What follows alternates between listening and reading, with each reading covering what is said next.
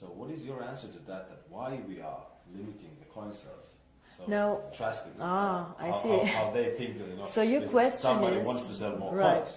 So your question is, some of us mine coins and they go to the internal exchange, and some of us sell coins and buy coins. Yeah. So as one coin, as I say, is 1 year old, first of all, it's not like Bitcoin, it is not a liquid market yet. So it means that there might be a day where we have huge demand for coin sales or huge demand for coin buying. And this is why we as a company always say buying and selling the coin should never be a reason why you join. The coin actually needs to be used. So we need to have some time, and I say always it's 3 to 5 years until we really manage to have a usability and a liquid market where you can do unlimited sales and buying actually on the market. Until then, Kari, if you do not have limits, for example, what can happen is that one person with a huge sales order or huge buy order can distort the price a lot. And this is what happens to Bitcoin often. I don't know if you see all this going up, down in a very, very big amount. And this is called volatility, and we do not want to have a very big volatility for our coin. People do not understand how it can be that Bitcoin today is worth $500 and tomorrow only 400 within a day. This is very disturbing, and if you are a merchant who takes Bitcoin, you don't want to have this. Because you want to be sure that if you take a Bitcoin today, it will not be valued 20% or 30% less tomorrow. Of course, you're very happy if it's valued 30% more, but it goes both sides. Absolutely, yeah. So cryptocurrency is one of the riskiest assets actually out there. High volatility, low liquidity on the markets. So for us to achieve a high liquidity, we need to work first on the value creation of the coin, on the liquidity, and it will take time.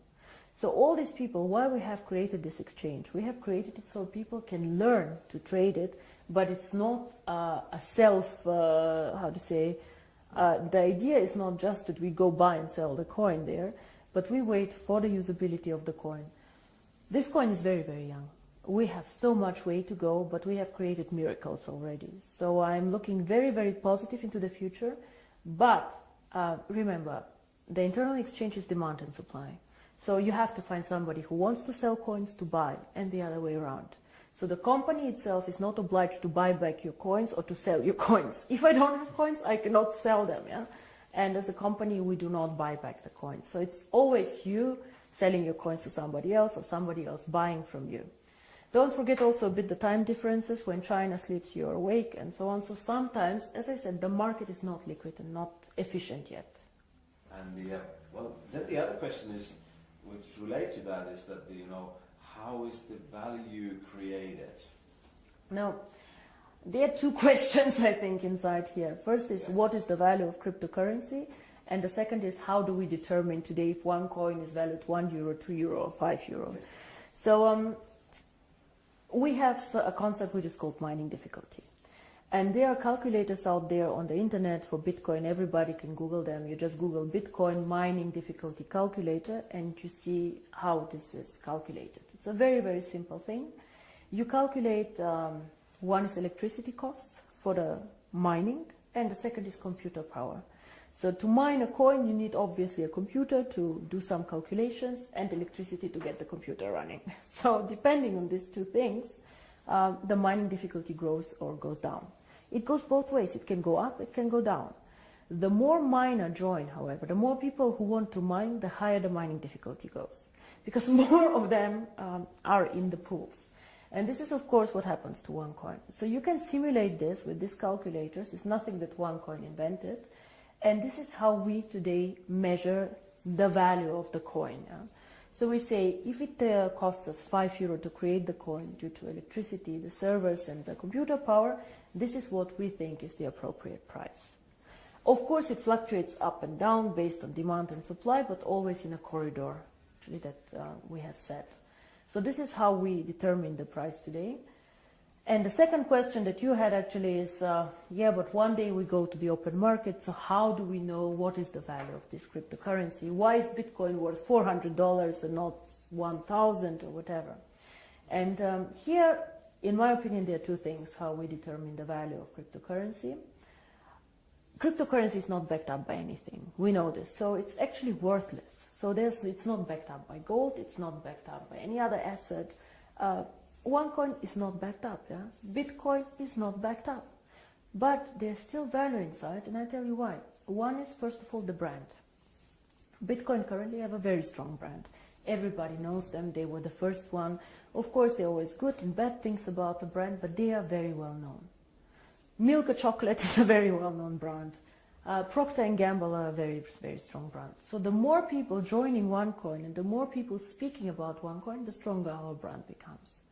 And this, I think, is something that makes us really a family, because if you go in the network marketing approach and go and sell shampoo, it does not make you stronger if somebody on a sideline sells shampoo. Only your downline makes you happy.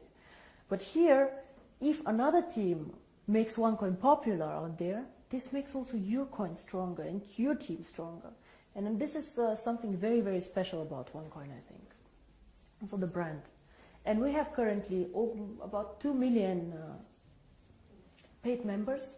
In the database, we have over 10 million people who know about OneCoin. So we for sure have more users than Bitcoin, for sure. We are different, we are in a different system, but there are 2 million people who tomorrow could start using the coin if we want to. And this is great. So this is one part of the value, but most people use Bitcoin currently as value storage, like gold. I put it in the safe and I keep it there, which is okay, but a bit of a dangerous concept. Everything that goes up can also go down, and you're not special. You know, and if you're not special, why use OneCoin? Why not use 2 coin, 3 coin, dark coin, or not? So we are probably one of, or probably the only company who focuses so much on usability of cryptocurrency. Why cryptocurrency? How can it change the world? And our 2 slogans are the future of payments or join the financial revolution. We believe that actually cryptocurrency can be a vehicle for money transfers. So for example, as you do Western Union transfers, you can use cryptocurrency to do a transfer. Fast, borderless payments. And there's a huge demand for this. 2 billion of people have no bank account. 2 billion. Of course, we cannot capture all of them.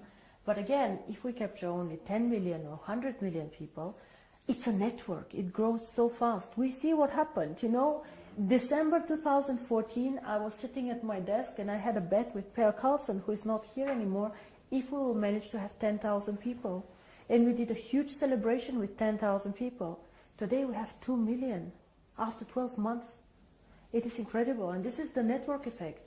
The more people know about OneCoin, the more they will come and the stronger the brand.